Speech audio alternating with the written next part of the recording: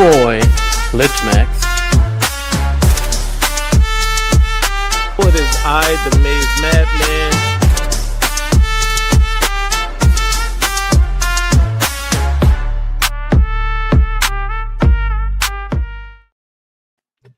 Good evening, good people. It is I, the Maize Madman. I'm here with my guy, the Maniac. Lich Max is not here today. He is dealing with a car issue, but shout out to Lich and holding it down though for my guy Lich. We got your boy, old man on the sticks. What up, though? You know what time it is, man. What's good, family?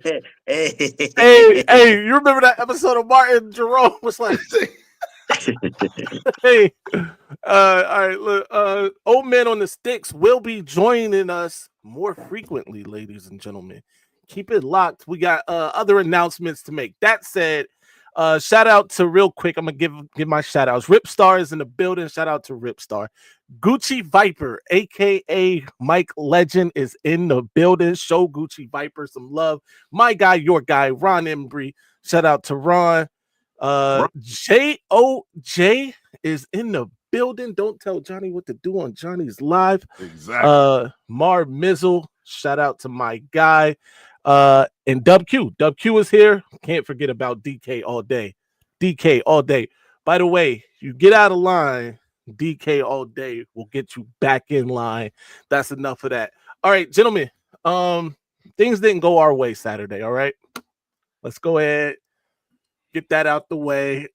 There was a football game played on Saturday between two arch rivals. One from that vile, disgusting cesspool in Columbus, the other from Ann Arbor, Michigan. The game was played in Michigan. The snow came.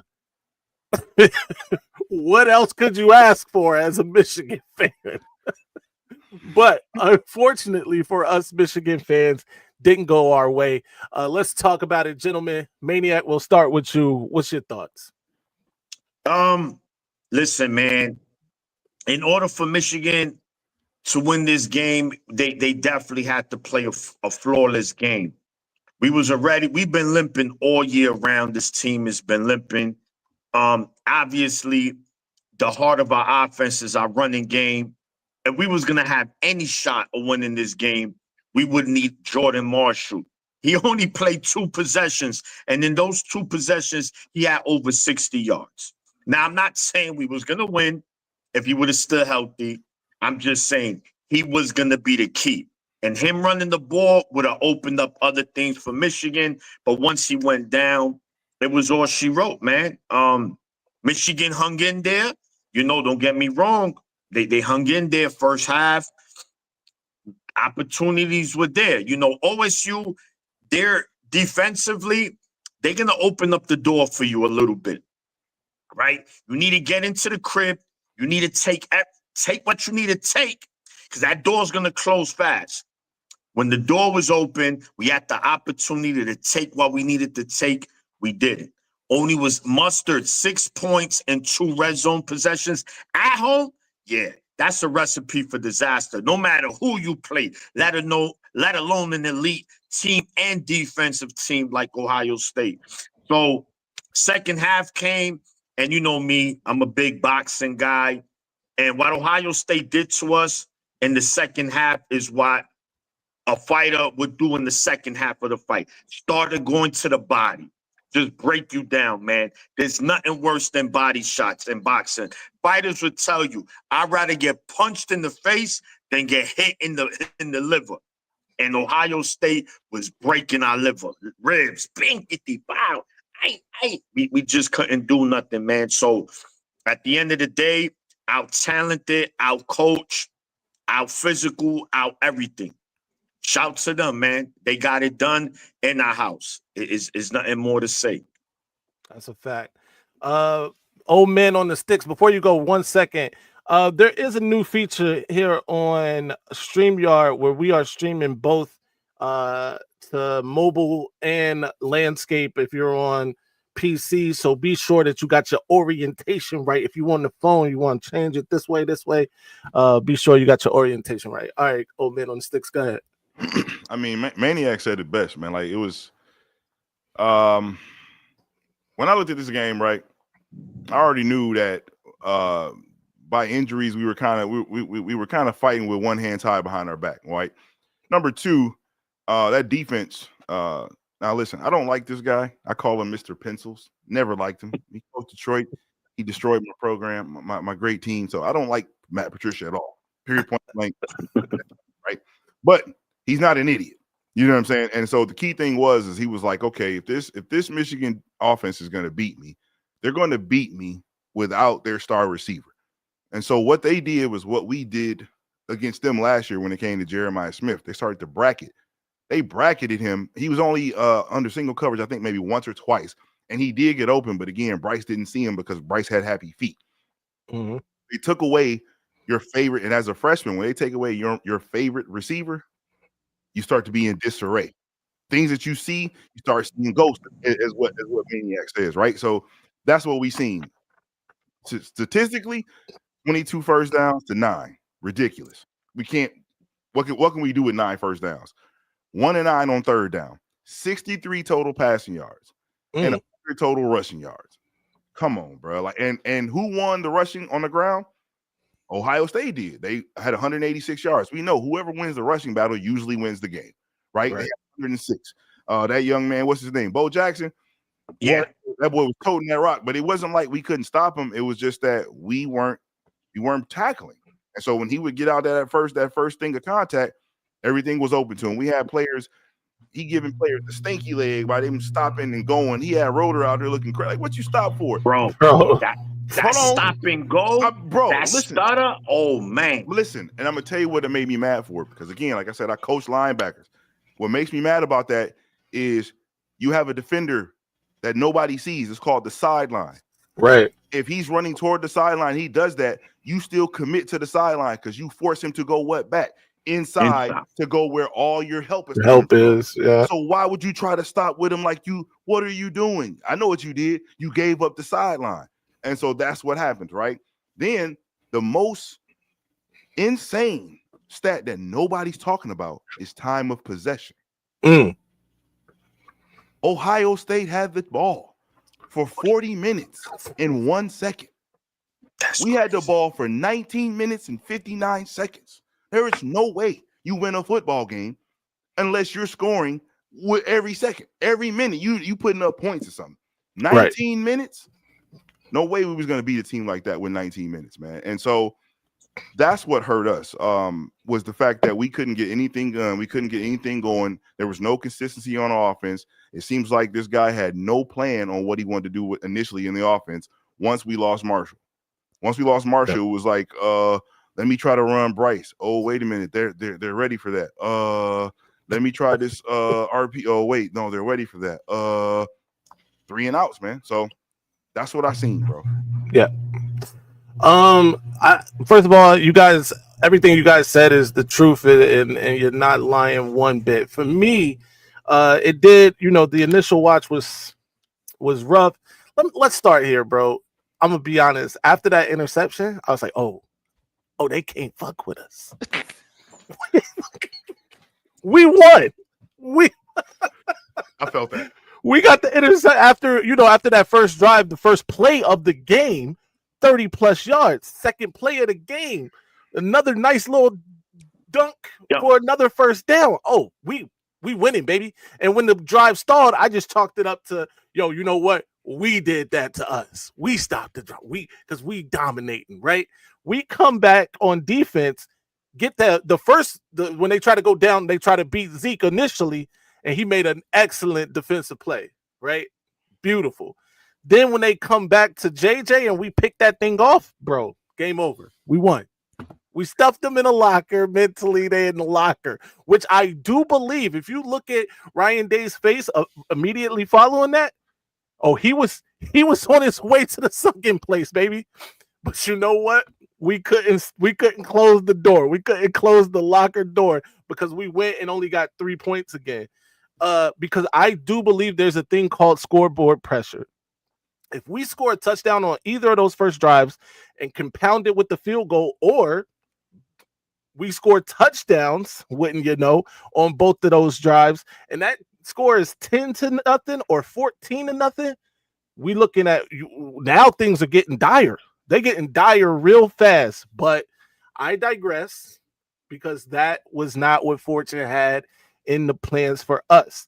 Instead, what we got is a quarterback that was too antsy, play calling that was questionable at best on offense. I'm talking about, and then eventually, and to speak on the time of possession, eventually we got a defense that was just cooked. They on the field forever, bro. Maniac, you said it right. Those body blows. 20-play drive that lasted nearly 20 minutes or 12 minutes. 12 minutes, yep. 12-minute drive. When you can't get off the field on third down, that does something up here. Because it's different when, you know, they get a first down on first down. Or, you know, it's 2nd and 3, they run it, get a first down. But when you have a third down and then you can't get off the field, that does something to you. It's like it's chipping away at your manhood a little bit. I got it. Okay, now to give a little credit to Wink, that initial, the Barham headbutt red zone stand. He should have been kicked out, bro. Bro, Maniac, you in the chat with me. As soon as that happened, you saw what I said. I was like, yo, what is this dude's problem? This dude is a maniac. Yeah. Now, granted, we got to see later on that he was trying to demonstrate what was happening to them or whatever, but still, it looked crazy in 4K. I'm gonna be honest. But that stand right there that's Michigan football, right? That's a big time stand against a very talented football team, especially on offense, right? They're talented on both sides, especially on both sides. But outside of that, I just think tactically we made some mistakes, and also we had a freshman quarterback that looked like a dude that just played high school football. He looked just like a guy that you just took off the high school quarterfinal game and put it in a Michigan jersey. That's exactly how he looked, bro, because he wasn't reading the field. And by the way, I say this with all due much love and respect for Bryce Underwood, because I am a huge Bryce Underwood fan. I don't want 100%. Anybody to take this wrong. But he wasn't seeing the entirety of the field. Even on the run play that you talked about, they got stuffed. I think if Bryce is a little more patient when we down in that red zone area, if he's a little more patient, that's a touchdown. It was only one guy to beat. Mm-hmm. If he's a little more patient, that's a touchdown. But you're right, man. Fundamentally, we got out of it, and I have to give Ohio State credit, bro. They were already better than us in terms of the talent, position by position. They were better. And then they unlike last year, leaned on being better, bro. We're better. And sometimes when you know that, you feel that, you could come out and dominate a good team, because Michigan's not a trash football team.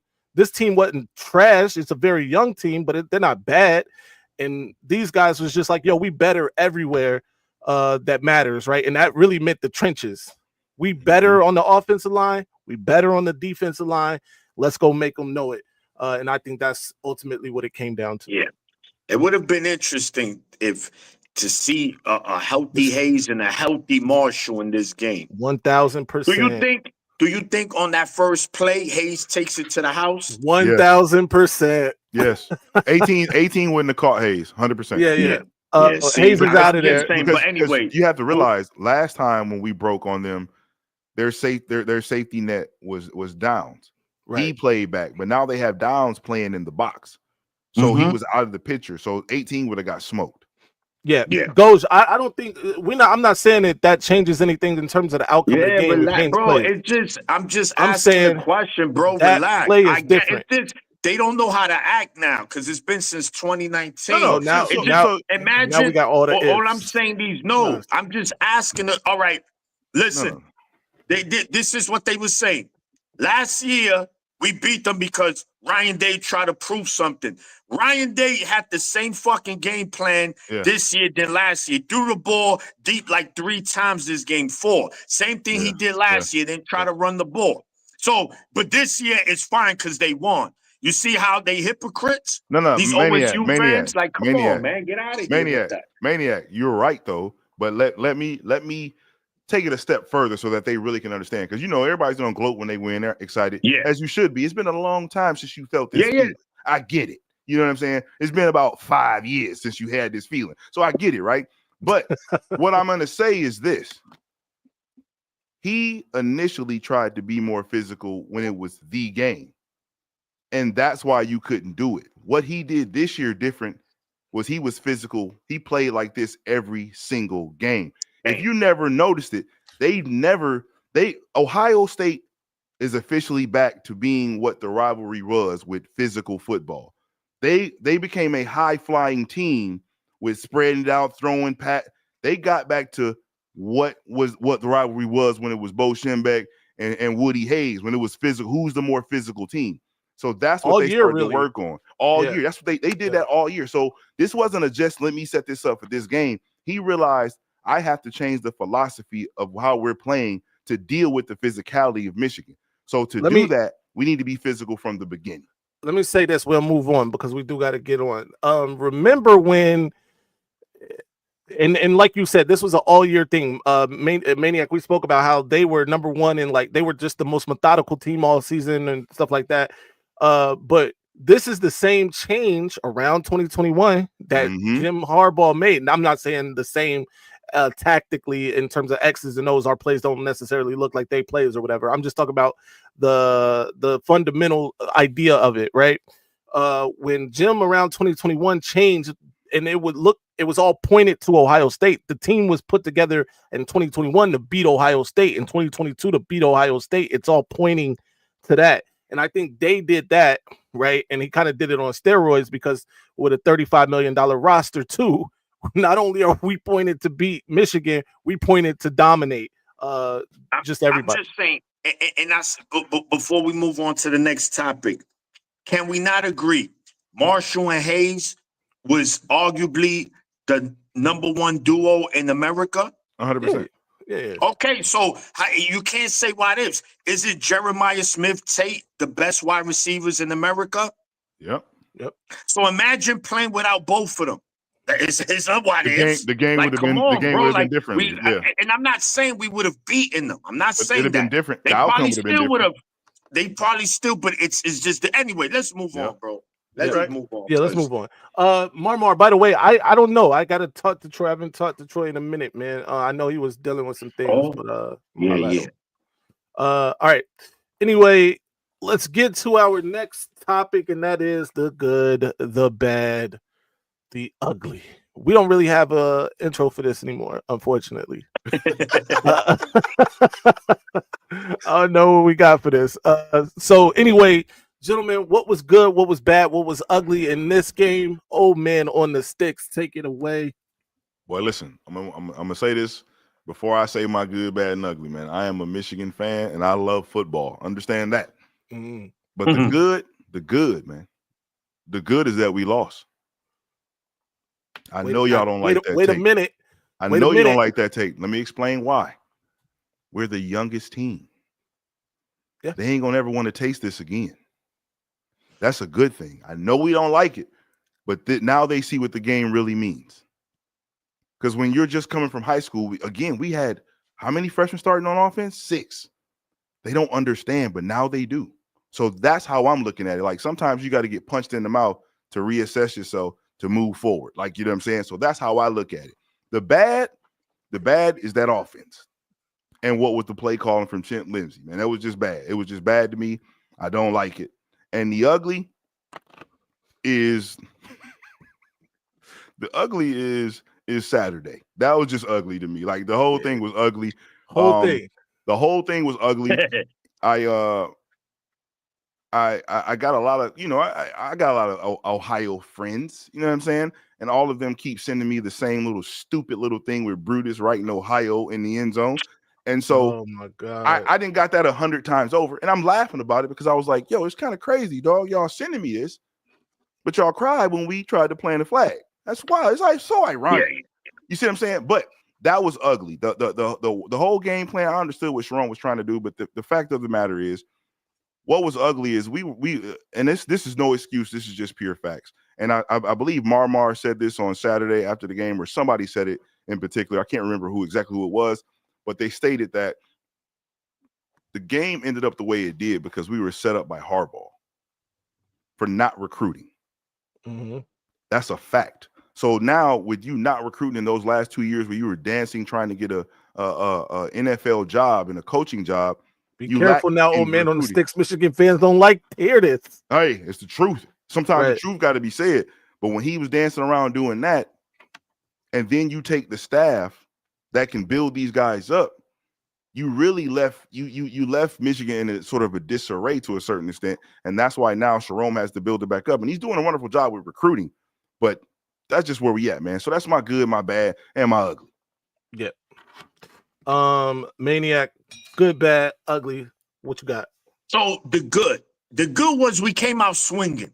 We show life. We came out. That was good. You said, "Oh, Maize," you said this game is over. The interception, right? You saw like, all right, this team is up for the challenge, right? That was good, and that's gonna lead to my bad. The bad was they took our manhood. They took our manhood. They put the honey bun on our bed. We ate the honey bun, and they said, Hey, yo, what the fuck? yeah. And they say, yo, you know that comes with a price, fam. What was Hey, yo. we know how the Reds goes. Yo. Listen, I can admit it as a Michigan fan, baby. But the ugly, gentlemen, and my fellow Michigan fans in the chat, the same flaws we saw from Maniac, the 1 second. Oklahoma We got to do this. Yo, do not mute anybody that does not attack you personally in the chat. Shout out to my mods. I love all of y'all. Thank you. Not just you in the chat. If they attack anybody personally in the chat, that's how we're doing it. But don't mute people because they got different. Talk. As long as it's respectfully, let them talk they junk. And the same thing, gentlemen, not prepared, lack of creativity, being out physical. That more than anything, right? No one likes to lose. Doesn't matter who you root for. You root for your team because you want to see them win. But I think we can all agree that all three losses look similar. Mm-hmm. Similar. Look, 13, and 9. That was the amount of points we scored in our losses. 13, and 9. Bro, that's not going to get it done against elite talent. There's no creativity there. The misusage of Bryce, him being young and experienced as well, I know played a factor, but bro, we could have done a better job. I really don't want to hear that. But it is what it is. And we're 9-3, and now we're gonna have to play in the DDT your mother bowl. And that's just what it's gonna be, man. But that's my ugly, gentlemen. The inconsistency from first loss to the third loss, and absolutely nothing didn't really change. Yeah. For me, the good was the first 2 drives. All right. Not even first 2 drives. First 2 sequences. Michigan's offensive drive initially, Michigan's defensive drive initially. That's it. That was the good. The bad. Yeah, that was the bad. Good. That was it. The bad was first of all not getting touchdowns. We gotta put touchdowns on the board. Not getting a touchdown on your home field in a rivalry game, nasty work. 3 field goals is nasty. All right, so that's the bad, and then the ugly. I'm gonna go with man. Everything on Saturday, everything about Saturday was ugly. All right, the weather was ugly. It snowed. It didn't help us. It was ugly. What's Johnny's word? His saying a control butt whooping. That control butt whooping was ugly. The face Sharon was making on the sideline, ugly. All of it was ugly. The most ugly. All right. All the red in the big house has to stop. That's whatever insane. We got to do. That we gotta going forward.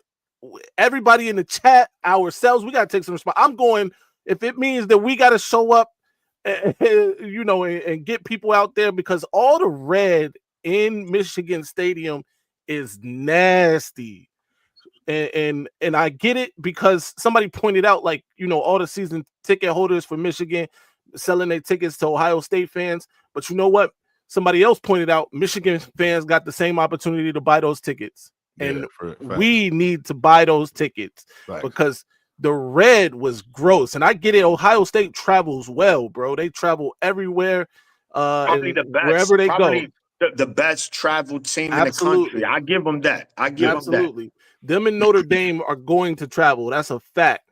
But this was nasty, and that can't happen at the end of the season in your building, because when we go to Columbus, I mean, it's Michigan fans in there, but it don't look like that.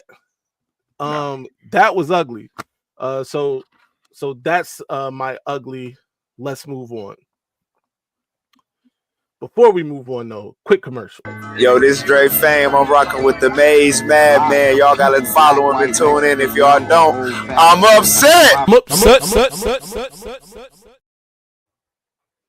Gentlemen, what's next for Michigan? Maniac, the writer of the show every week. Talk to us. What you got in mind?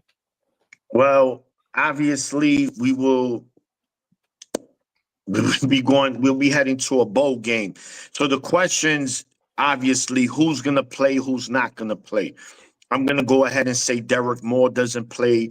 Jay Sean Barham doesn't play for sure. I don't know about the D tackles, the Rayshawn Bennies, the Trey Williams, the Paynes. I don't know. Maybe they should, because that could help they draft stock. It's not like they're going to be high picks. But for me, I want to see the Dominic Nichols, the Nate Marshalls in this bowl game coming up. Shamari Earls, a lot of Jaden Sanders in the secondary, for sure. Jordan Young, who did come in, had some playing time. Like put these young guys in. And I was speaking to my other man, my man Scott. I'm trying to get him on the show. Big Michigan fan. He was raised in Michigan. I met him on Twitter years ago. And he mentioned something to me, voice note. And I agree. He said, bro, this bowl game, Bryce needs to throw it 50 times. And he said, because he need those reps at passing. The running game, we don't need to care about. We elite. We elite running that ball. We know what's coming back. Jordan Marshall, Hyder's coming in. We got what's my man? Jasper Parker. So we're good. Justice Hayes, I think we all agree he's leaving. If he decides to come back, it just gets spookier for the Big Ten. But anyway, throw the damn ball, bro. I agree. I want to see Bryce. I don't care. This year, I don't care about this bowl game. I want to see Bryce get better. I want to see something different. I want to say, wow, you know what? Going into next season, I think we're going to be fine. Right now, as far as Bryce goes, how we've been using him, how he's been developed is sad, bro. It's sad. We got to call it like it is. You saw the generational talent here and there. So, yeah, man, I'm definitely I want to see that. I want to see the youngins out there. I want to see Haywood, the O-line, interchange this. I want to see everybody. I want to see all the young guys who has an opportunity to start next season or get a lot of playing time playing this bowl game. Man, I don't care who we play. I don't care if we lose. I want to see these guys get it, because we're going to depend on a lot of this players on this roster right now. We're going to need them next year a lot, on top of a lot of portal moves. So what's next for Michigan is development time, and dudes better step up, and coaching, but we'll get to that. Yeah. Shout out to Sonny Ray. Thank you for the $4.99. He says, ugly was the officiating. If we're not going to play by the rules, then why play the game at all? Can we interview Dan Campbell for real? Yo. Damn it, man. Oh, man. Yo, shout out to Sunny Ray, man. We appreciate the $4.99. Old man on the sticks. What's next for Michigan? I agree everything with Maniac said. To be honest, next. I would prefer not to see any of those guys play. We're losing Ernest Hausman too as well. A lot of those seniors are already graduates. I would prefer for them not to play. Let our freshmen get in here. I mean, that's what we were doing anyway. So you might as well let these guys play now. Like, you know what I'm saying? You want to put them in times, put them in the game where they really weren't prepared. So like put them in here now and let them hang out. Like let them thug it out and do what they're gonna do. You know what I'm saying? Let them get they lumps, they scars, and get that experience. I do agree with like opening up the playbook. Let that young man throw the ball, bro. Like you got to do something. We're losing a lot of defensive players, but from our starting core, we're going to lose a total of 5 or 6. So 5, and then so that means that we still keep 6 people, right? And then on offense, we losing 3. We're only losing 3 from the starting offense. It's 2 linemen and McCooley, right? But then with the linemen that we're losing with El Hadi and Crippen, we already got guys that we can replace that, and we're going to get what's Andrew Bebeloa. He should be healthy to come back. We're going to go ahead and put him in his place, and Frazier can probably move to the guard to fill that spot. So to return 8 starters on your offense, that feels great. And our offensive line, they were up for the Joe Moore Award. I know we were confused on maybe how, but they were up for it. So that means that we got something to build on. So I would say what's next for Michigan is just stick with the process as far as training these guys up, getting them ready, getting them more physical. I think Sharon Moore needs to have a Nino Brown meeting, all black with a Rottweiler, and go ahead with the sword in his hand and just start walking past people and be like, JB Brown, I never liked you anyway, you pretty. No, you know what I'm saying? We gotta get him up out of here, bro. I'm just saying, he need to go. Ron Bellamy need to ride. And I know y'all ain't gonna like this tape, but I think Wink need to go too. And the only reason why I'm saying that he is needs to go. I agree. I feel like Wink, being honest, and I know we don't want to say this because we look at Michigan as a great place to be, but we got to look at it for some of these coaches that we're pulling from the NFL. They have aspirations to be in the NFL. They don't have aspirations to be in college. Like, right. You know what I'm saying? And so they come down to show what they can do, show their skill set to get promoted, to get a job up there.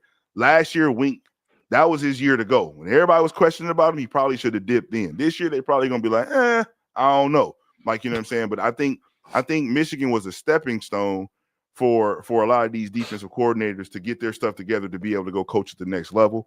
And so I think we just need to get a guy that understands that system, but wants to be in college, wants to interact with the kids. Like, you know what I'm saying? And get them prepared to be at that next level.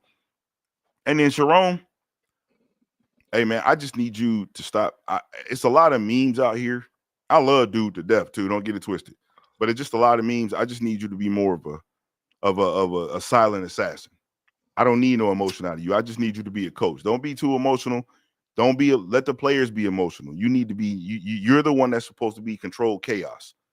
You're in charge here. Like, you know what I'm saying? Like, it's like just like when I was in the military. When I'm in charge, my soldiers get out of hand, hey, tighten up. But you're going to look to me on how it's supposed to be. They got to see that out of him. Like, you know what I'm saying? I feel like a lot of the things he did and some of that emotion that he wears, he needs to sort of dial that back so that when things get in disarray, they can look to him. So that's what's next for Michigan for me. No doubt. Listen, speaking of Sharon Moore and being a silent assassin. Hey. Let the rabbit out the hat. Let the rabbit out the hat. Your man might be out here sniping, man. Hey, listen, I just hope it's not the truth. Let me say that. I'm gonna say that much. I hope it's not the truth, bro. We'll circle back because we got to talk about these coaches in a minute anyway, Maniac. But let's leave that there. As far as what's next for Michigan, I'm with Maniac. I want to see some young guys get in, play in this bowl game. They got to get that experience. Bryce needs to throw it 50 times, like he said, bro. Put him in the blender. If he get ground up, he get ground up at this point. But we need to see it. These some of these young guys, we talking Browder, we talking hell. Can Washington play? He can play. He ain't played all season, right? This won't burn his shirt. Put Washington in there. Let's see some Jasper Parker in the bowl game if he's healthy. You know, I think he's dealing with an injury too. Let's see some Micah Kaipana. What can he do? Let's see it. So that's what I'm looking for. Ty Haywood on the offensive line. Let's get him some reps, right? I think that's what it comes down to. In terms of who might Michigan match up with in that bowl game, bro, it could be Texas. I saw some Texas out there. I saw some Vanderbilt. Somebody said Tennessee here in this chat. It's some options out there because even though Texas beat Texas A&M, is that enough to get them back into the playoff picture, right? Nope. I don't think it is. They might just be right outside. Vanderbilt, the same, might be just outside of the playoff picture, which leads them available for Michigan. And I think if people who like money want to see a bowl game that's going to make money, we're probably going to end up playing Texas in some, I already know you. I know. I already know. You ready to hit the punchline? You ready to hit a punchline? Yeah. I was getting ready for the Me Too Bowl, whatever the heck we play in, right? We gonna probably play a team like Texas because Michigan is a big brand. Texas is a big brand. They both missed the playoffs. Let's make some money. And that's pretty much how people feel. So it'll be the Cheez-It Bowl. It'll be the Cheez-It Bowl. That's what the Cheez-It, right? Citrus Bowl. Citrus Bowl. That's what it's called. That's why you want to be one of them. Who's the cheesy? I'm the cheesiest. Hey, listen, we're gonna be playing for the title of the cheesiest. Shout out to Alan Barnes. He says Bryce needs to humble himself before he starts talking on shows about Heisman's and national championships. Cool down, put your head down, stay out of the light, work just like JJ did, please. Listen, me and Maniac spoke about this because we didn't like it when he said, what was it? What was the quote? You ain't never seen a freshman like me. Listen, that was deadly work. And he needs to understand.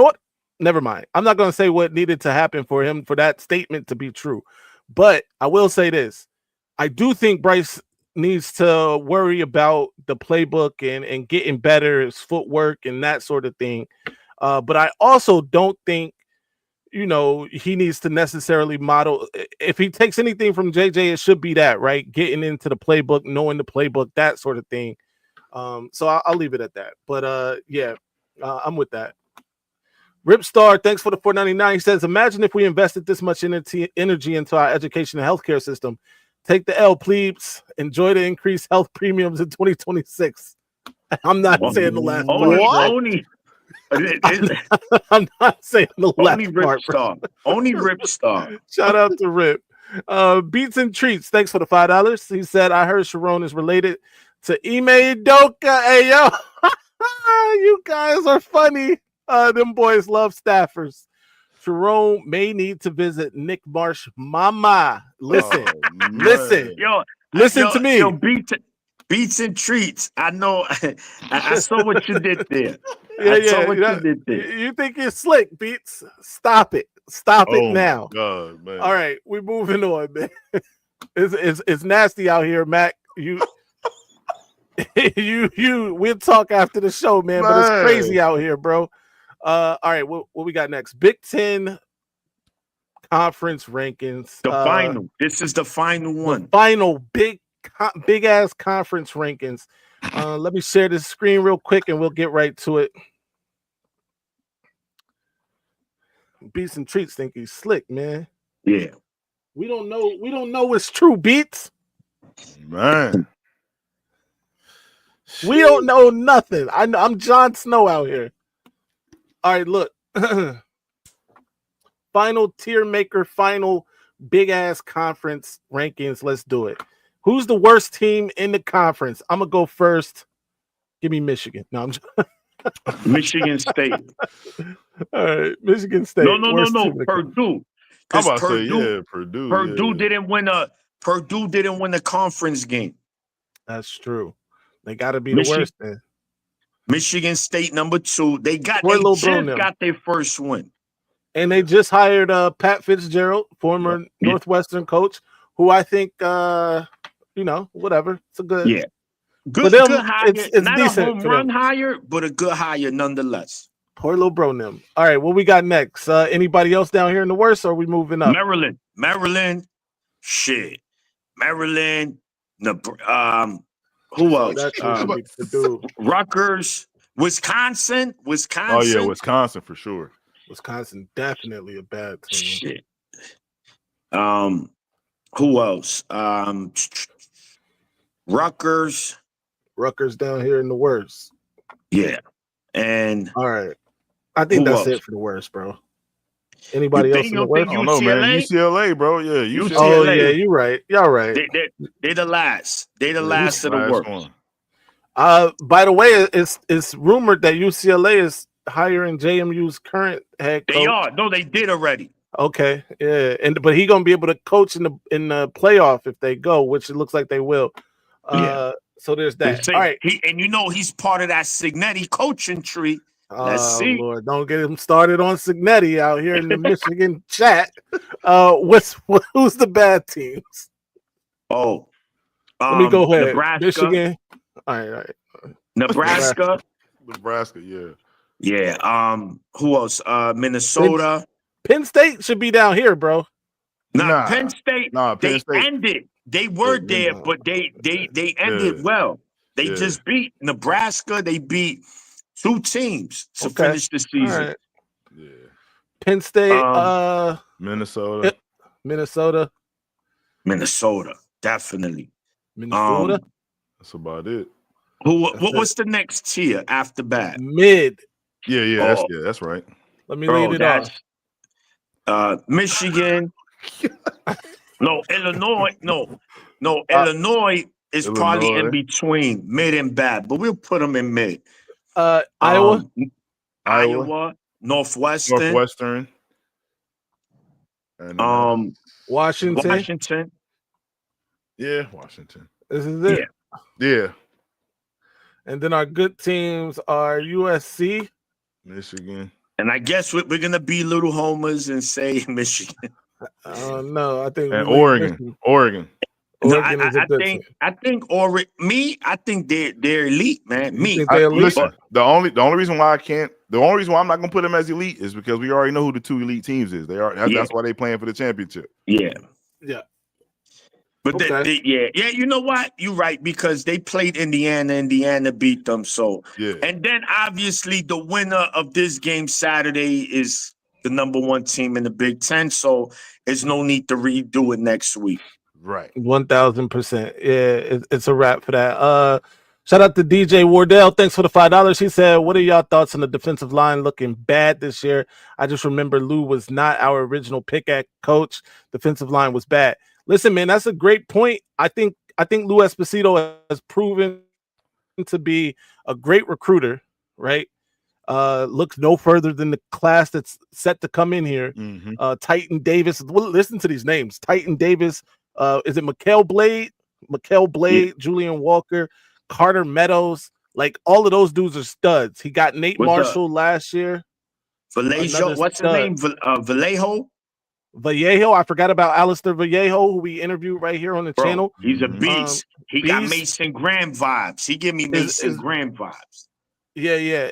So it's gonna be. He's got great talent. He's been recruiting at a high level. But you're right about that defensive line, the way they play. We weren't getting pressure with the front 4. Some of that blame can go at the feet of Wink Martindale. But some of that blame has to lay at the feet of Lou Esposito too, right? We gotta coach these guys up. We gotta get them ready to compete, and that's not happening. All right, gentlemen, what we got next? Before we get to what we got next, we got this. What you gotta say to the Ohio State fans? Man, fuck OSU. There you go. Yeah. Oh, you say it with your chest when saliva come out. That shit came from the gut.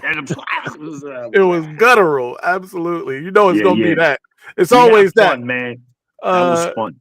Shout out to 23 Tells. Thanks for the $20. She said, I promise you with this coaching staff, what y'all seen this year is what you see next year, sadly. BYU coaches now at Penn State. Oh, they got him. Teams coaching circles around Michigan. Go Blue. Damn it, man. Listen, it's hard to argue with the takes of people coaching circles around our team, right? That said, I need y'all to take a step back just for a second. I know the loss is fresh on our mind, whatever, right? But if we take a step back, the beginning of this season, I got to remind y'all, we thought this was a 10-2, 9-3 football team. By the way, the 2 or 3 losses that you thought were going to happen were these 2 or 3, the 3 losses that we had, right? So to that point, we did exactly what we thought we would do. Also, I mean, bro, which team that Michigan lost to do you think Michigan was better than? Top to bottom, which of those teams was Michigan better than? I get None. it. The coaching didn't help the situation. I'm not arguing against that. However, if you look at those rosters, you look at Michigan's roster, It's totally even USC, veteran quarterback, one of the best wide receivers in the country, another top level wide receiver, right? You look at Oregon, John Mateer. Now, granted, he carried them against us, but that Brett Venables defense put Bryce in a blender early in his second ever football game in college. Remember that. And then you look at Ohio State. I mean, it's NFL dudes up and down the roster. Up and down the roster.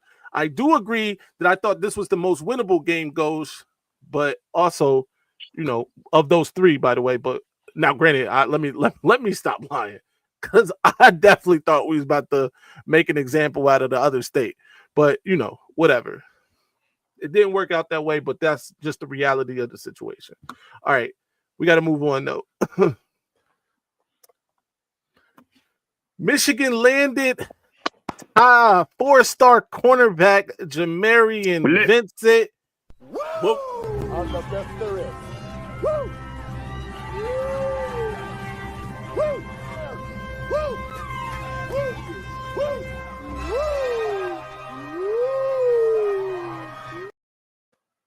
Yes, sir. Even in the midst of all of this, Michigan was able to go out here, land themselves a top level recruit. It's a beautiful thing, and it's always great to be a Michigan Wolverine. Jamarian was on campus for the loss against the other state, still got that commitment. By the way, Lamar Morgan, another one of those recruiting mavens out here for Michigan.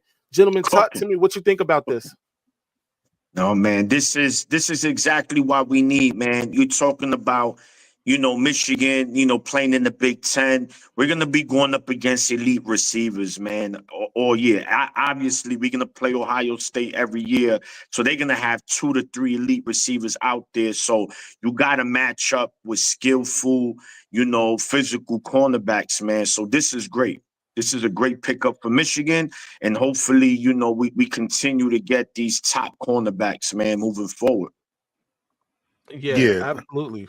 And looking at him, he's a two-way player, which is good. I like that because that means he attacks the ball at the high point, as you see, even when he's on defense. When he gets an interception, he's attacking it at the high point. So you always, when it comes to your corners, and especially some of your elite corners, most of your elite corners came from being wide receivers. They've played a little bit of wide receiver, so they see where the ball go. They understand to go get the ball at the highest point, stuff like that. So, man, this kid is going to be special. 1,000%. I mean, it looks like he plays all the positions for his high school. That's what I'm saying. Quarterback. It's like he just put him in, like right. Yeah. But shout out to Jamarian Vincent, man. Look, this is what I got to say. This is a dude that if you are a member, or if you follow this channel, you know I've done videos about Jamarian Vincent. I was really excited about him. He's a Baylor flip. He was committed to Baylor. He's out of Texas. In fact, he's from the town or whatever, the city that Baylor is in. I forget the name of it, but Waco. He's from Waco. Yeah. So you know, this was a great get for Michigan. There was some rumors about Texas being involved here. So to win over Texas and to flip them from Baylor is a great thing. Michigan has really put a stamp in the state of Texas as well, that they're there to recruit with the big boys. Got kids like Andrew Marsh on the squad now. You know, this kid, Alistair Vallejo, Tristan Dare, who we also interviewed right here on the channel Pyle. in the 27 class. Jalen Pyle, Zion Robinson, both of them from the state of Texas. So We cooking good in things Texas. happening for for sure. Michigan on the recruiting trail in the state of Texas. That's for sure. I'm excited about this one though. He got good size, especially for a corner, and he can play football. He's a football player, and that's one of the things you like to see. And it didn't stop there, ladies and gentlemen, because Michigan also signed 4-star edge in the 2027 class, Ricardo Kitchen, right from Muskegon. Shout out to those people who know Muskegon. Muskegon Big Reds. You know what I'm saying? Absolutely, right here in the well, there in the home state of Michigan. On the best there is. Woo! Woo! Woo! Woo! Woo!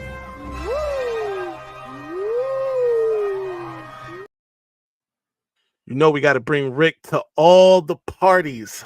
Shout out to the GOAT, as a lot of people know him as. But Ric Flair comes with me to all these recruiting wins, and Ricardo Kitchen is another big win for Michigan. 4-star in-state prospect. That looks like it hurt. I'm gonna be honest with you. He's a big kid. I think 6'5", 6'6". Only a sophomore, right? He's or junior. This is junior year. He's a junior. Only a junior. He still can fill out that frame. Look at him run down. This is crazy. He looks like a man amongst boys out here. By the way, talk to me, gentlemen. What you think about Ricardo Kitchen? Yeah, man. This is exactly the kind of dogs we need. And anytime you keep every team will tell you, right?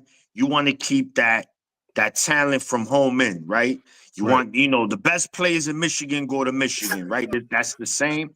So we that's beautiful, man. And what we was just complaining about in the OSU game, the lack of pressure, right? So these are the guys we need to bring in order for you to be elite in college football, NFL. You gotta have guys that could attack the quarterback. If you can't attack the quarterback and get to the quarterback, you're not gonna win championships. So this is a good start with what we already have coming in.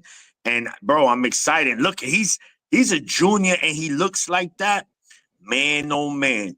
By the time he a true sophomore in Michigan, the dude's gonna be an animal, man. And hopefully, he gets the right coaching. That matters.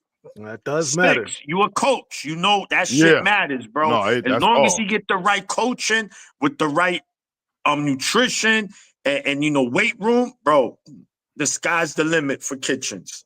He's gonna be cooking. Let's do it.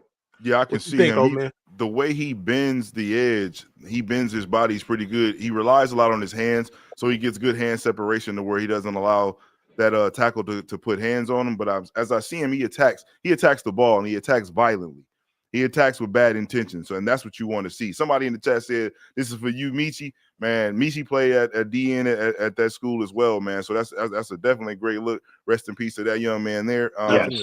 I love the way he just goes, like he's downhill. He's still trying to seal the edge too, which is a good thing. He's not just committing completely. He's actually doing his position job. So I like the way he looks.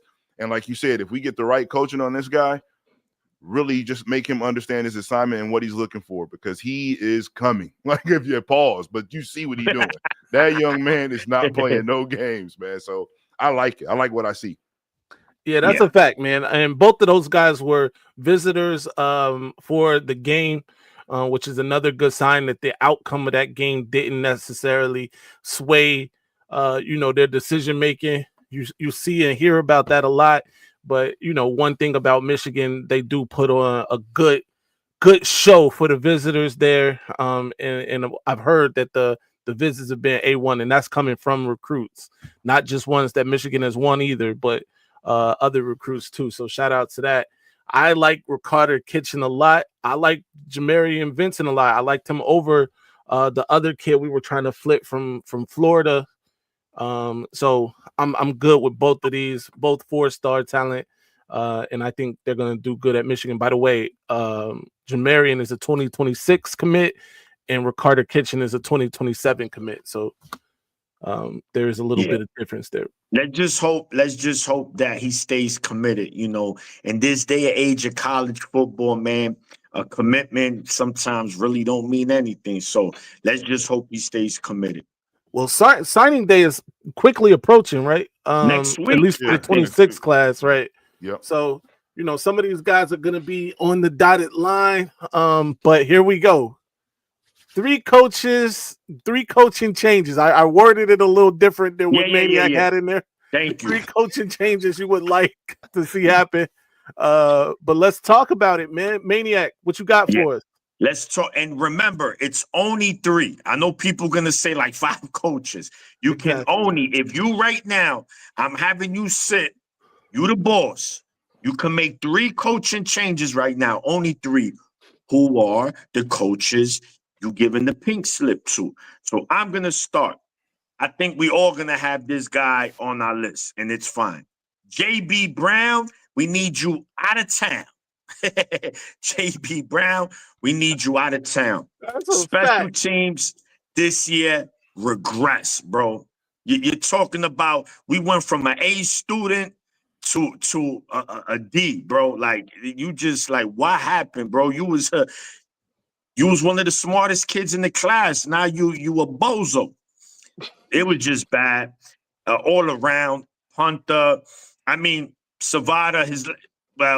His last regular season game at Michigan, at least he went 3 for 3. But before that, he was so inconsistent. Return wise, we really got no productivity on any return. Samaj Morgan had us holding our breath every time he caught a punt. It was either fun. We just didn't know what was going to happen. Just bad, guys. Just bad all around. So I think we can all agree with that. Bye. Here's your slip, JB Brown. Good luck to you, my brother. Next in my office, have a seat. Have a seat. Is my man, Tress. Tress. My man 1000%. Tress, what's up, man? How you doing? Listen, yeah, my team, we looking weak out there, man. You got these dudes eating chopped cheeses or something because there's no nutrition in here. There's no broccoli. There's no, man. You know, we appreciate everything you did, but this team went from, bro, being solid rock to soft, bro. Like just soft. We get no put it. I just don't like what I see from this team, man. So Trust, I don't know. You can get on the same play with JB Brown, however y'all want to do it. But thank you for your services here at Michigan. We wish you nothing but luck. And my last and third one, and this one is tough. This one is tough. And I know Rip Star is gonna be mad at me, but I still love you, Rip. Wink. And this is why I say Wink. Winky. This is why I say this is tough. This is why it's tough. Because Wink, the thing with Wink is not that he's a bad DC. I just think he just does bad in-game coaching at times. Stuff that sometimes he doesn't need to do. Right? And there's no consistency there. Now, people are going to say, yo, bro, if we can't get a pass rush, that's not on Wink. I don't care. I don't care. Every game looked the same that we lost, guys. Let's call it like it is. USC over 200 yards rushing? Come on, man. No. I'm sorry. Yeah, that was bad. Look, the reason I say that is because I think that a younger guy, I think Sticks was saying that, you know, a guy that wants to, or Maize, a guy that wants to be around these kids young. Wink is the OG. I know I feel you, Rip. I love you still. I think he wants the NFL. I think he wants to go back to the league, and I'm fine with that. I want a young guy in here to cook and innovate. We need to renovate, bro. We got some renovation to do. We need to break some walls down. So Wink, listen, you know you my guy. After games, we party. We keep that between us, you know, because Wink looked like he liked to party. You know what I mean? But anyway, those are my 3. But it's tough. Wink is tough though, because you know, I think he can turn the corner because we seen it at the end of last season. but the inconsistency is what I don't like. So, Yeah. therefore, Wink, appreciate you, my brother. See ya. No doubt. Old man on the sticks, 3 coaching changes you would like to see happen. Talk to us. Hey man, you heard what I said earlier. It's pretty simple. And me and Maniac got 2 out of the same 3. Like, you know what I'm saying? So JB Brown, hey, like my man said, get out of town. You gotta go, brother. I don't know where you gonna go. Hey, you can take the Greyhound, you can take Uber, however it is. You need to get out of Ann Arbor immediately. Not matter of fact, not even immediately. I'm gonna say it the way it needs to be said. Immediately. You need to get up out of here, bro. You done. Like, you know what I'm saying? Then I know. Listen, man, I'm just wide receiver coach, man. Gotta go, bro. Oh, Rob Bellamy got to. Yeah, hey, man. I need you to get on the nearest skates and slide on up out of here, bro. You got to ride, bro. It's just this ain't it. Like, you're lucky that Marsh is a talented man and understands what he's supposed to do, because there is no way that he got it and nobody else did. They didn't understand the assignment, so that don't make sense. And again, hey, since you like blitzing so much, go ahead and blitz your resume on the Zip Recruiter and everywhere else. LinkedIn, you can go ahead and get up out of here, bro. I can't stay a week, man. I'm just keeping it a thing. Reason why I say Zip Recruiter. The reason why I say wink, man. That's crazy. The only reason why I say wink, though, is, and I'm just giving an honest football take, the 2 guys before you were McDonald and Mentor. Right. They ran the defense you created. Yes. And they ran it better.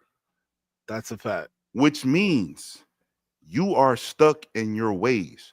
So think about when you get older, you don't learn anymore. You just feel like you're right. When you start to be that way, that's when it's time for you to let it go. I feel like that's where we're at right now. We're at the point right now where it's like, hey, bro, stop blitzing your linebackers. You're leaving the middle open for simple passes. Okay, I'm going to do it again. Hey, bro, stop blitzing your linebackers because they're going to run these screens and you're going to have nobody to be there.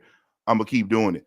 And then you don't do stunts or twists. You're just running a defense, and your philosophy is go get after it.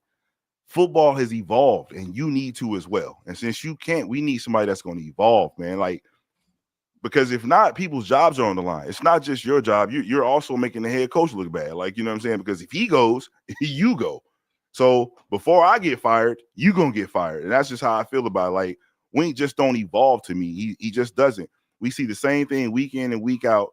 And it's like, bro, you got to, man, if you keep running into this brick wall and you don't get through, don't attack it from a different angle. Stop running toward it. Figure something else out.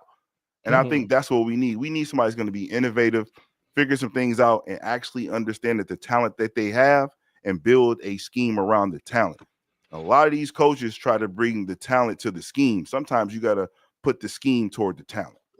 Facts. Yeah, that's a good. I like what y'all saying, man. Look, I think all of us want JB Brown to pay for his war crimes against the University of Michigan. I'm dead. I want his family dead. I want his house burnt to the ground. I want to go to the middle of the night. I want to piss on his head. Bro, we had a punt this past weekend that went 10 yards, all right? Vada was kicking everywhere except between the goalposts for most of the season. Now, granted, he had his best game of the year against the other. If it's not for Zavada, we don't have any points. Man, facts. We are getting blanked if Zavada doesn't have the greatest game of the season for him. So, JB Brown, number 1 on my list. Number 2, listen, I heard some people talk about Ron Bellamy. This is what I got to say. I'm going to defend Ron Bellamy for a second. He's been recruiting well, especially these last 2. He just had Dakota Garant on the campus again, and Munshin Sells on campus again. If Michigan lands either, and let alone both of those guys, I can't listen. I get what y'all saying, and also we have to give him some credit for Andrew Marsh, even if he's the only one that's getting what he's putting down. He got it. I don't know, bro. I think Ron isn't the problem here. I do think Chip Lindsey's the problem. I'm sorry. Oh, you think I've seen Chip Lindsey in Michigan one season. It was enough for me. Chip can go. I'm sorry. All right. This offense was pathetic, bro. And look, maybe it is. Maybe Sharon Moore is holding them back. But you know what? Sharon Moore's the head coach. We need to get somebody in there with a bigger voice that's gonna be like, no, Sharon, we running this. Or say, yo, forget what he's saying. I'm running this, right? Because this is not good. So there's that. And also, let's get a dedicated quarterback coach. Like, let's not do this integrated offensive coordinator, quarterback coach thing anymore. Let's get an actual quarterback coach. There's plenty of ex-Michigan quarterbacks that we can choose from, by the way. Chad Henne recently retired. My man was with the 49ers, who national championship winning quarterback. Brian Greasy. Like, all of these people, Devin Gardner. Devin Gardner. Call Devin Gardner. Like, let's do something. By the way, Devin Gardner would probably be good for Bryce. I agree. Similar styles, whatever. But a dedicated quarterback coach, please. Now, there are rumors that he was working with somebody this past week, leading up to the game. Whoever that person was. Let me not, because that was your first week with him. Maybe that was just, first week we didn't get the results, whatever. But a dedicated quarterback coach. So those are my two right there, Chip, and then we got JB Brown, and then I need one more. And unfortunately, I'm gonna have to go with Brian Jean-Marie for the opposite reason that I'm defending Ron Bellamy, because where are the linebackers? Like, what? No, I'm not talking about on the field. I'm not talking about on the field, because those guys have played well. Yeah. I'm talking about in recruiting. I think Markel Dabney is going to be a dude. Don't get me wrong. But, like, outside of Markel Dabney, where the dude? You've swung and missed on all of the people you wanted to get. Like, where the dudes at? We got to do what's homie that just he's transferring again, by the way. He committed to Michigan. He decommitted, committed somewhere else, decommitted, then committed to Colorado. He played at Colorado this season. Now he's from Georgia, by the way. Buford, Georgia, old man on the stick. You know what I'm talking about. Homie that committed in the bar there. Oh, I do know who you're talking about, actually. And now he's decommitting he's entering the portal again. Like, this dude he gonna play for every team in college in Division I in a minute. But we couldn't keep him. So I need a linebacker coach that not only is going to coach the linebackers up, but also recruit some good linebackers. You know, it's crazy when you say that. You remember I told you I coached a kid, and he just committed to Colorado, and he's a linebacker, 4-star linebacker. Michigan reached out to him, and so because I told him I was like, hey man, and this is how I ran it, trying to recruit for Michigan on my back end. I said, hey man, do you want your old coach to play with you on college football 27? You got to be on Michigan for me to do so, right? That's what I told him. So I told him that, right? And he was like, he reached out to me, but he ain't said nothing since. He said, I've been getting more. He said, Ohio State pushing for me worse. It's an indictment of Jean-Marie. An indictment. We just got it live right from the horse's mouth. He a 4-star linebacker too. He a dog. I know I know this kid. He's a dog. See what I'm saying? Brian Jean-Marie, come in my office. Show me who you talking to. His call list consists of his mother and his dog keeper. He ain't got a recruit on that thing. So for you is Jean-Marie, JB Brown, and Chip.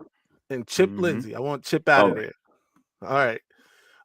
Ladies and gentlemen, I think that's all of our topics, man. We hit all our topics. We came. Real quick. Yeah. So that was the topics for the night, but there's been a couple of coaching changes in all of college football. Let's talk about it. Olesh from South Florida, which they had a good season. He's going to be the Auburn coach. The Tulane's Tulane coach is going to be the Florida coach. And then there's another one. I think he's going to be the Arkansas coach from the same conference. They all like from the American. That's crazy. Listen, I will say this, bro. If you are a good coach in one of these, G5 conferences, it sucks, man. If you're a fan of those teams, you're never going to make it. I'm sorry. JMU is never going. This is as close as JMU is going to get. If they don't win the college football playoff this year, they're never going to do it. Because as soon as that coach gets to a level, a la, your man in Indiana, and now my guy that's about to go to UCLA, they getting snatched up. Mm-hmm. Because you can't pay them like these other schools. And even if you could, you don't offer what these other schools can offer in terms of being on television, in terms of the recruiting resources, all of these things. If your coach is good and you are a kid that goes to Ohio University, guess what? He ain't gonna be there long. Nope. It just is what it is. Pat Fitzgerald to Michigan State. Yeah, I'm not impressed. Yeah, so they just said the Lane Kiffin gone too. Lane Kiffin to LSU, right? Lane Kiffin to LSU. BYU coached to Penn State. Yeah. Yeah. So, and Lane Kiffin can't even coach his team no more. They said no, it's like since you leaving. No. They gave him an ultimatum. Yeah. And that sucks, right? Because Ole Miss arguably having the best season in the program's history has a chance to compete for a national championship and could probably win it. They're good enough. Not saying that they will, but they have a legitimate chance, right? Not saying, but I just don't know. Kentucky fire, homie? Yeah, they fired him after the game. When they lost to Louisville like 41-0. No, he had to get up out of there. Yeah, Louisville blew him. Oh, you can't lose to Louisville 41 donut. Yeah, you gotta listen. The moment, I don't care if you are a year one coach at Michigan, you lose to that vile, disgusting cesspool, anything to donut, you gotta go. Out of there. Yeah. It could be a safety. They scored 2 points, 2-0, Ohio State over Michigan. You out of there. Hey. Yeah. So it's just a lot of coaching changes. It's always the situation this time of the year. Michigan could perhaps be looking for a coach themselves, Maize man. No telling. Oh man, listen. I hope not, but ain't no telling, bro. I hope talk not. about it. We got to talk about this a little bit because Yeah. now it is spreading. Rabbit out the hat. It is spreading. All right, listen. There are allegations out there about your head coach, Michigan fans. There are. Tell me it's like Michigan State. No. It's similar. It's not that, but it's similar. I know. All right. There are allegations out there that a certain coach may have impregnated a certain individual who may or may not have worked for Michigan while said coach was married. All right. Which on its face, listen, we aren't the congeniality police. Right? This isn't to catch a cheater. Whatever, bro. By the way, I'm not saying whatever. Adultery is wrong. I get it. Whatever. But bro, is this a fireable offense if two consenting adults decide they want to go into the janitor's closet and get busy?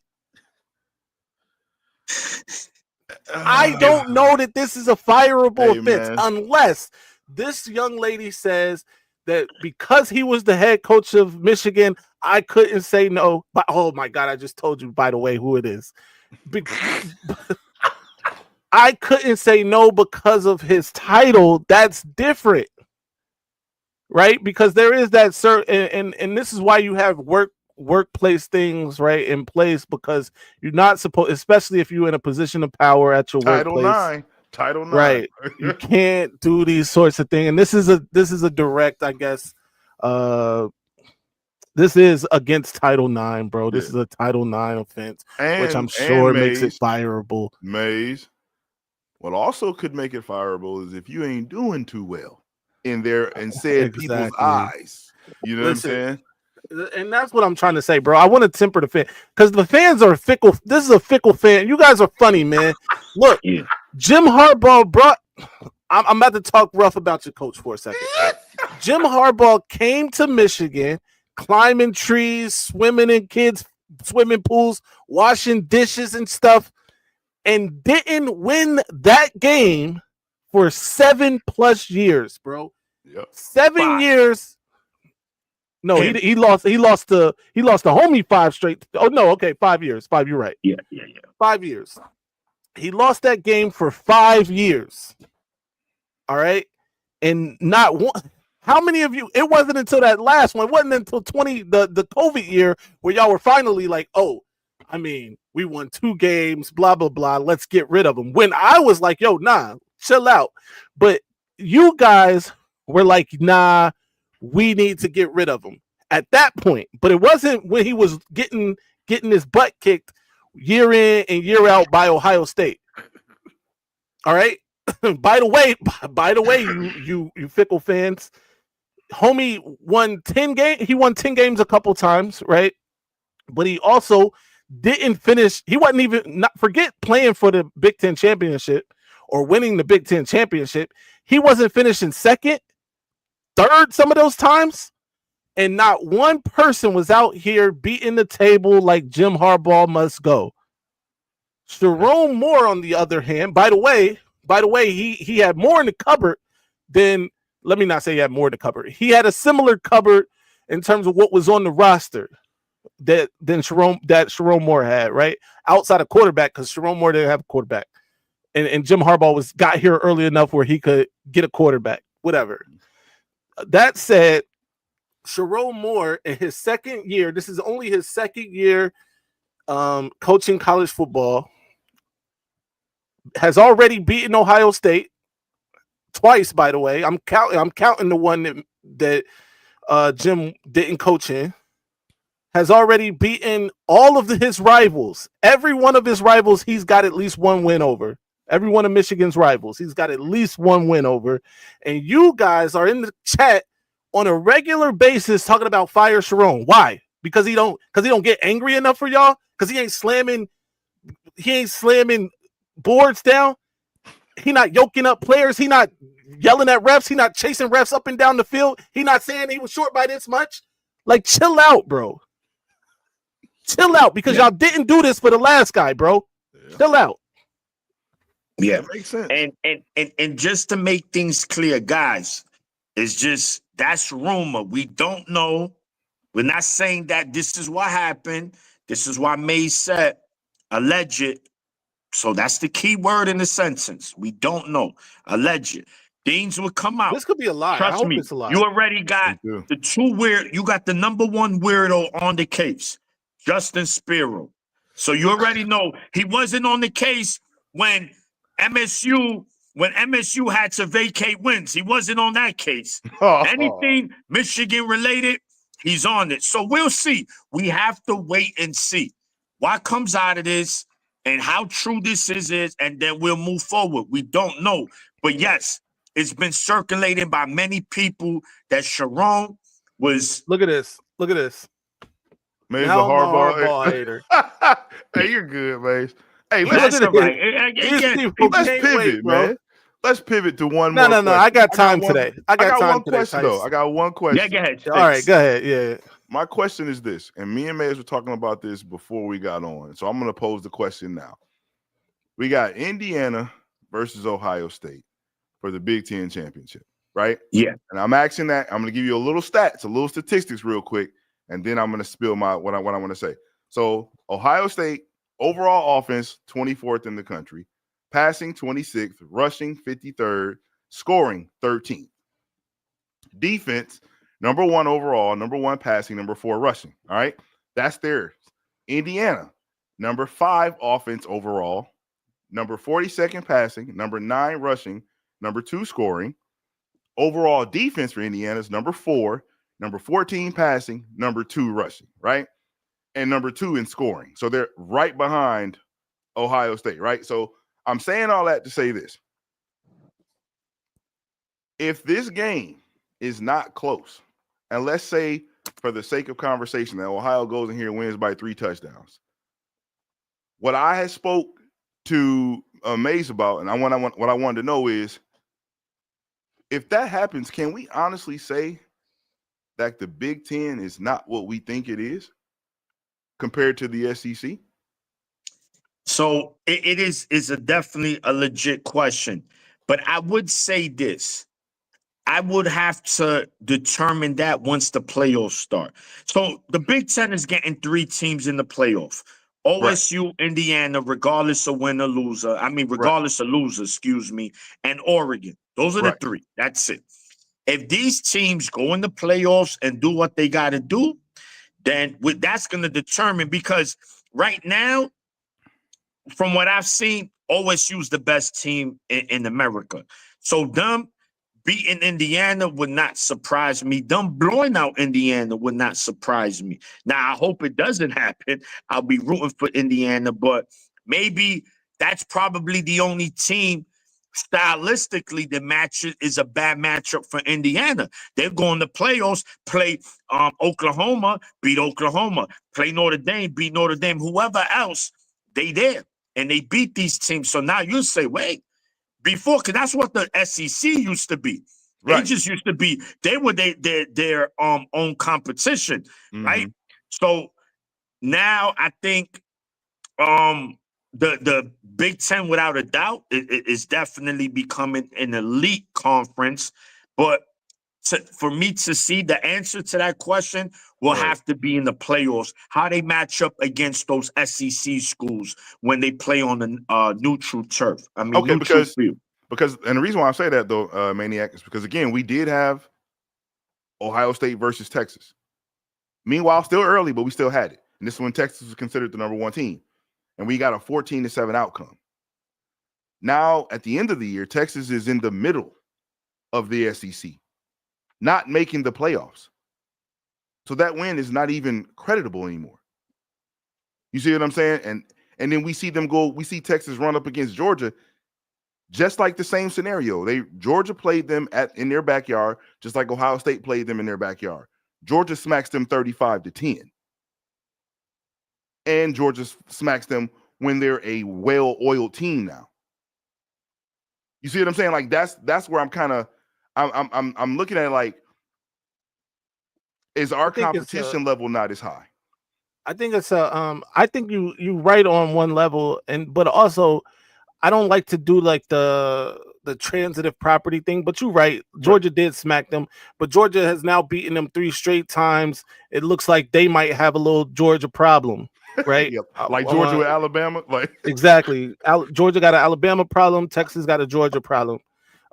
So it looks like that could be a factor there. But also, I'm with you on this right here. Once you get past a certain level in the Big Ten, it drops off a cliff, right?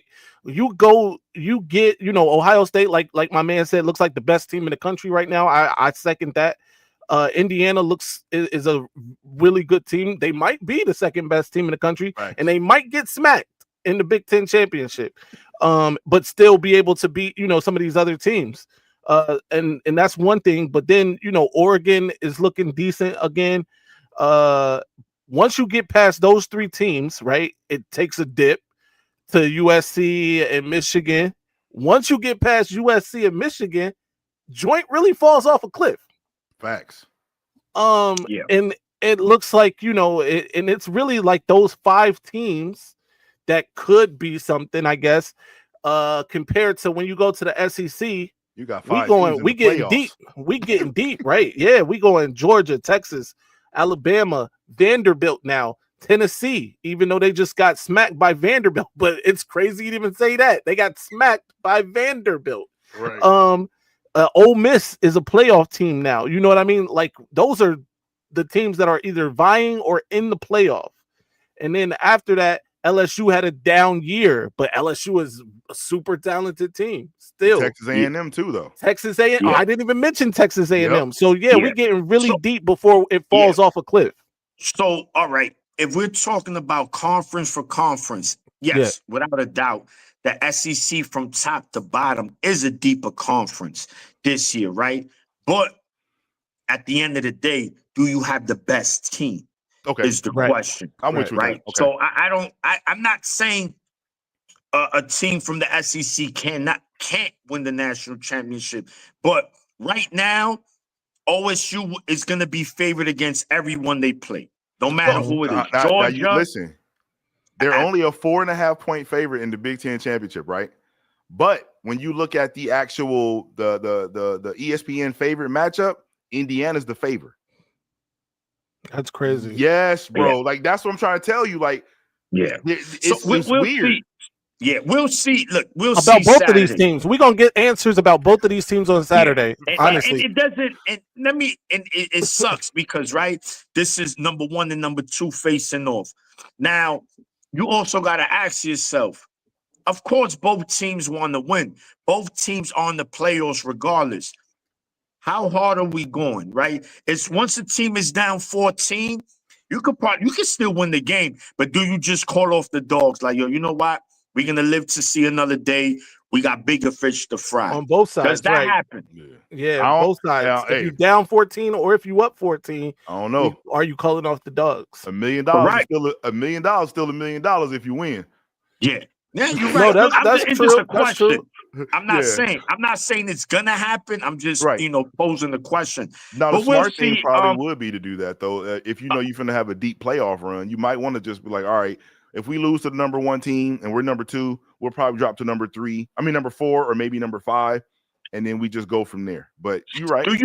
Did you see that College Game Day is gonna be in Georgia for the SEC championship and not the Big Ten? When you have the ranked number 1 and number 2 team and they both 12-0, you know why? Make it make sense. I'm not a Because conference Indiana guy. ain't got no football fans. No, it's not even that though. I don't care for the conference. I would never root for the Big Ten. I'm a Michigan fan. Any team that wins a bowl game in the Big Ten does nothing for Michigan. We don't get money. We don't get a recruit. So I could care less. So, but come on, bro. How the hell Oklahoma? I didn't even mention Oklahoma. It's not in Indianapolis for number 1 versus number 2, bro. That's crazy. Because ESPN is in a direct deal with SEC. You're right. Yes. Yeah. So they're going to go, and the storyline is a lot better with Georgia versus Alabama than it is Indiana versus Ohio State. Just what it is. Georgia's only lost this year. Alabama. This is the revenge game. They've seen each other however many times in this SEC championship. There's actually stakes on the line here because if Alabama loses this game, they're out the playoff. They out, bro. So I'm glad you guys brought that up because I was having this conversation. I agree, but I heard not. Since they made the SEC championship, I said how? No. Exactly. No, I agree. But don't be surprised because listen, right now the SEC is projected to have 5 teams in. You got Oklahoma, you have Ole Miss, you have A&M, Georgia, and Alabama. They have both these teams. Knowing they're going to play each other, they still projected both of them in the playoffs. Now, of course, it'll make more sense if Alabama beats Georgia again. That'll give Georgia 2 losses. They'll still get in with 2 losses. But I can't see Bama making it with 3 losses. But then what do we do with Miami? What do we do with Notre Dame? What do we do with Texas? Well, Notre Dame's in. They got a tough decision to make, this committee. Notre Dame looks like they firmly in there. Now, the question becomes Miami, Vanderbilt. Yeah. Vanderbilt ranked ahead of Texas right now, right? And they 10-2. Yeah, Vanderbilt and Miami, I think, are the ones. Now, granted, an argument could be made for Texas. They beat 3 top 10 teams at the time that they played them. They lost. But they got a bad loss to Florida. But they lost to 2 top 5 teams. Yeah, and they do got a really bad loss to Florida. That loss is bad. That's nasty. That's bad. Exactly. So and they got 3 losses already, right? Which is already a mark against you. But I think that it comes down to Miami and Vanderbilt, and it might put Miami in there because Miami did beat Notre Dame. Miami got some nasty loss. But They got listen, nasty loss. Miami beat Notre Dame, but Notre Dame is what, 4 slots ahead of Miami? Right. Listen, this is the part of this whole conundrum that they have where they say the eye test. I hate that, but that's what they go off of. Hence how Alabama jumped Florida State when Florida State was undefeated. It was called the eye test, right? So they're going to say if they feel like Alabama's playing their best ball, even if they lose, the eye test states that they are a contending team, and they're going to bump said a Miami if they have to get Alabama in there. We've seen them do it already. So don't be shocked, man. I mean, Maniac, don't be shocked, bro. No, I know. I that's why I asked the question, because I know it's a possibility. And again, Maize mentioned it, right? If Michigan and Texas play, why? The two of the biggest brands, you put them for money. Alabama equals ratings, right? They're going to bring 100%. more ratings than Miami does. So I understand how the They business will works. not. They But better if not we going leave based- Miami out and put them in there. But the whole point is you set this criteria, right? Say all you got to do is this, and this to get in. Miami's like, well, we fit that right now. And they said that last year. Bro, the committee be pimp smacking Miami, man. Miami and Notre Dame has the same record. Right. And they did play head to head. Right. Miami winning. So you're gonna tell me that doesn't matter? Who did Miami? Who Miami lose to? Did you see Sarkisian? What Sarkisian said? If they don't get in moving forward, they canceling big games. So that game that Michigan's supposed to go to Texas like in 2 years might not happen. Yeah. Like you're gonna start seeing that. Like, so we playing a tough schedule. And we not say no more. We gonna play. Gonna play McDonald's. They're gonna do that. They're gonna do that. Burger King. That's trash. Because SEC. Ohio State ain't even the reason they not making it. Florida, the reason they not making it. Florida. Yeah, and they're switching their conference because the Big Ten was getting on them about their conference schedule because they get that meat and cheese game they have like week 10. So they got Citadel rid of that. on week 11. Yeah, right. So now they're playing 9 conference games in the SEC instead of 8. Yeah. And which leaves us with Notre Dame. Why they don't? Let me ask you, gentlemen, this: the FCS has a very good playoff system. It's 24 teams. They've been doing it for years. It works. It works. It's good. Why they just don't do the same? Like, because if you just get 24 in, ain't no way you're going to say, well, that 25th team could have won the Natty. Shut your ass up. The 25th ranked team ain't going to win no Natty. But at least you get these 24 because we won't really have this argument right now. Right. We know all these teams are going to get in. I think that would be best to me. I don't know why they haven't adopted that. So if they adopt the system of the FCS where they go with the 24 teams, they've been doing it for years, Maize, and it's worked. Although North Dakota and South Dakota wins them all every year. Them two pretty cooking. Much. Yeah. I don't know what's going on in North Dakota State and South Dakota State. They cooking. First of all, Ohio State don't want to see us again. Yeah, listen. I just think if it works, you do it, and plus it is safe. And at the end of the day, what was the whole purpose of expanding the playoffs? Money. They can lie to you and say, no, we want it to be no. They figure, the more teams we get in, the more money. Bro, we live in a capitalist country. Everything's about damn money. Bottom line. Ain't no one could say anything else. Right.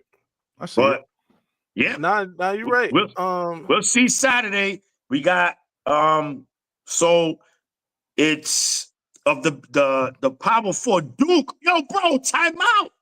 Duke, if Duke wins the ACC championship at 7-5, they might make it in. No, but they made a rule. In. Yeah, because the conference champion, they're a conference champion. They are in. But they may be number 12. Hold on. They made a rule going in this season. The top 4 champions, I gotta read. That they don't get a. They're not gonna get a bye. That's the rule. The rule is you a conference championship. You don't. That doesn't guarantee you a bye. Duke at 7-5 in the playoffs. Yeah, that's disgusting work. That's dirty work. That's dirty work, dog. Virginia gonna take. Is Virginia they playing right? Yes, bro. We didn't even talk. So Virginia taking somebody's spot. Duke, Yes. Virginia. Oh, Duke, it's gonna be Duke, crazy. Virginia. Sunday. Virginia taking a spot, bro. Alabama, Georgia, Mhm. Texas Tech, BYU rematch. Yep. Well, Georgia, Alabama's a rematch, and then Ohio State, Indiana. That's the Power Four What Said Duke championship should game. be in the What playoffs, if Duke get in and beat Ohio State? bro. Yo, All right, imagine you that. going too Yo, far bro. now. You going too far Columbus now. will be on fire. Stop. If that was Stop, bro. Stop. Nah, they'll put like 70 on Duke. Hey, for sure. Hey, Easy work. listen.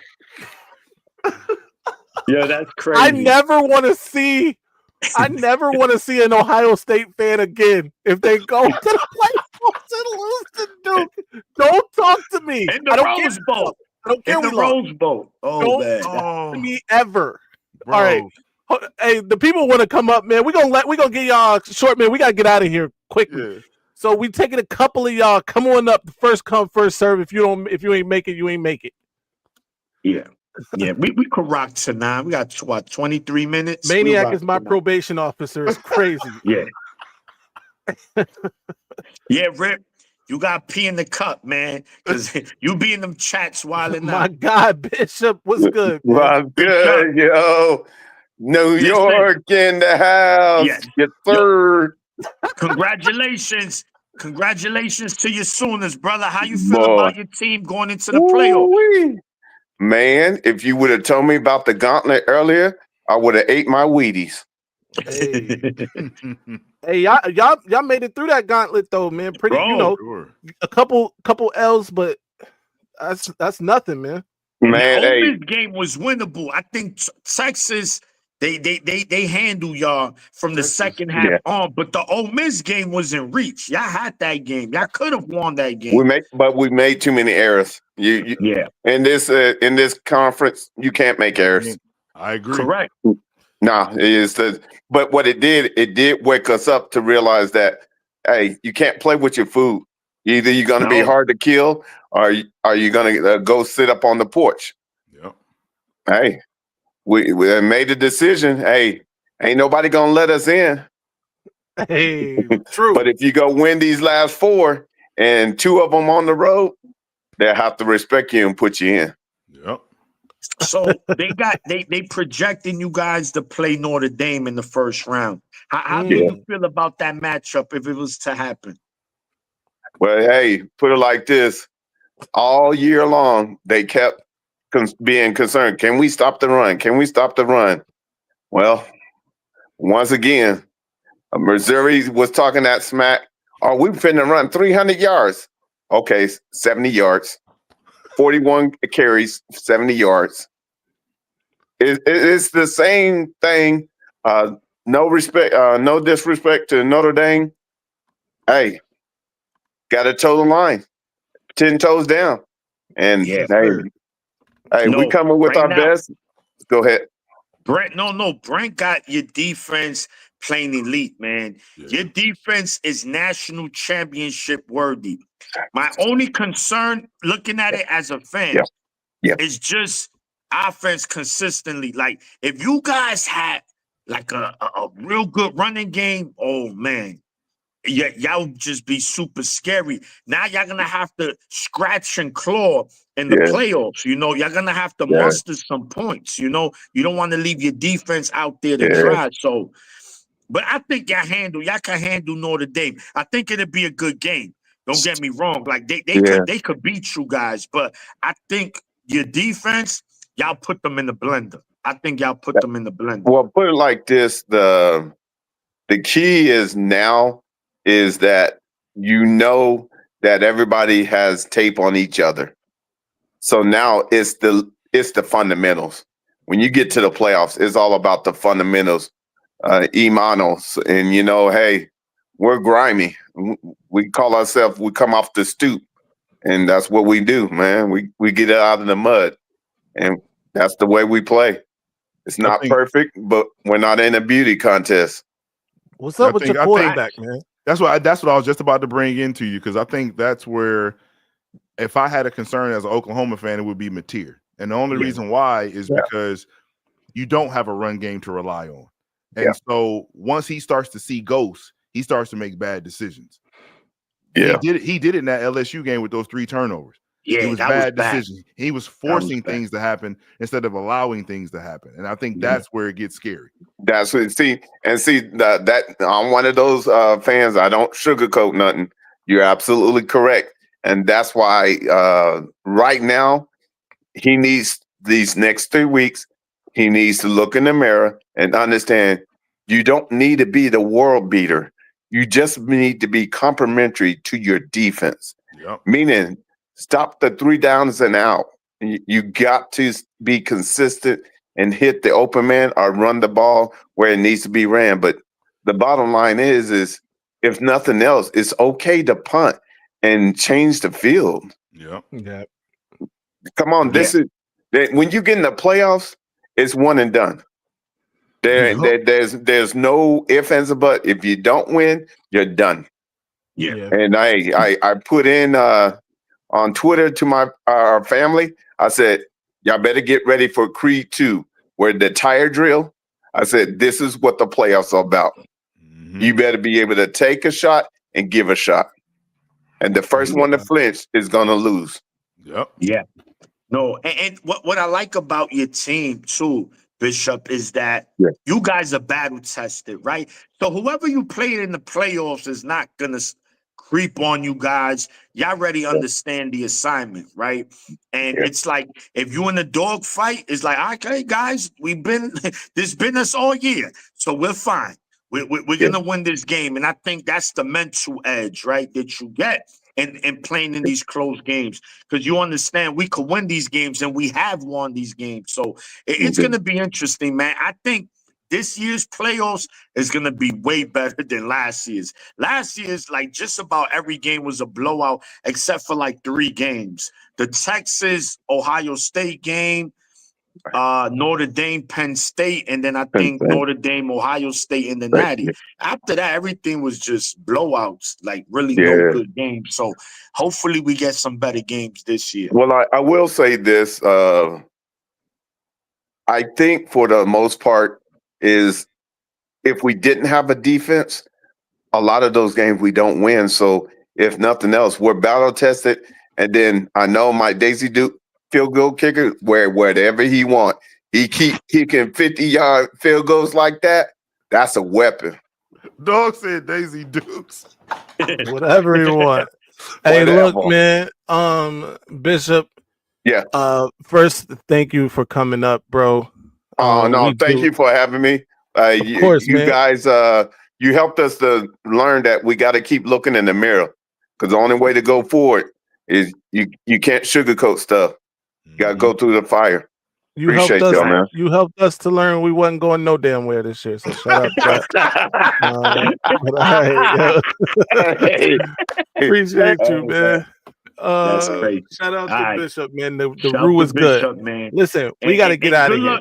And good luck to the Sooners, man. I'll definitely be rooting for them. They one of those teams that, hey, man, unless you're a Texas fan, of course, because that's your rival. But I wouldn't mind seeing Oklahoma win it all. But that's going to be a tough task. I don't know if they have the offense to do it. Defensively, I want Duke to win the championship. They went, if Duke win the Natty, bro, I'm a body slam both my daughters. Hey, Duke win the Natty. I'm giving away the channel. I'm gonna pay somebody to take the channel. If Duke win the Natty, you heard it right here first. All right, Old Man on the Sticks. Tell the people where they can find you, what you got going on. Oh yeah, man. You already know it's Old Man on the Sticks. You can find me that handles everywhere, IG, X, wherever you want to be. I'm also, I play a great games of college football on here. You know what I'm saying, and try to smoke people boots with the great team of Michigan. Sometimes it happens, sometimes it don't. You know what I'm saying. But anyway, I'm having fun, and I will be switching up because Maize has brought me on here. He's motivated me to try my foot and analysis, and so I'm gonna go ahead and do that as well. So just check me out on my channel, man. It's the same thing, Old Man on the Sticks on YouTube. No doubt, Maniac. Tell you people already know it's your boy, the Maniac. You see it there, GoBlue_Maniac_24 on Instagram, and once you get there, that'll lead you to all my other social media outlets. And make sure to subscribe to my channel because your boy be cooking. Boom. And he here, using of course. Sazon. What'd you say? Of course. Every Monday here on the Best Michigan channel. Maize Out Mondays. Makata. Follow me everywhere at Maize Madman. That's everywhere at Maize Madman. Till next time, you know the slogan, stay angry, my friends. I'm up. Ladies and gentlemen, this might be our best season ever. My ratings, they're about to go through the roof. All right, now I'ma calm down. So I just don't get that all that Maize and that lock and all that. I just don't get it. So and how the Oh my God, we're shutting the damn live down. Good night, everybody.